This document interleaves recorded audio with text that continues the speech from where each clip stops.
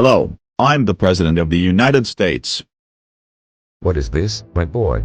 What do you think you're doing? Don't you remember? I'm now the President of the United States. I've just been elected. What?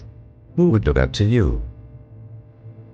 Think about it, Gramps. It's January 2025. I've sworn in, and I'm going to make America awesome again. Seriously? You can't be the president. You haven't even practiced in politics yet. Yeah, so what? It's my life now, and I can do whatever I want. So do you mind explaining why you're the president now? Because why not? Chuck, I don't want to see you acting like a sore loser as president.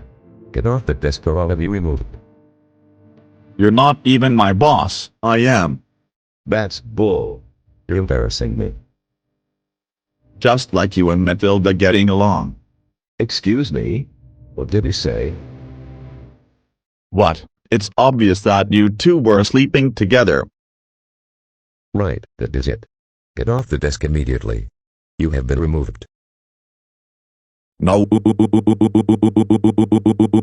I hate you, Terrence.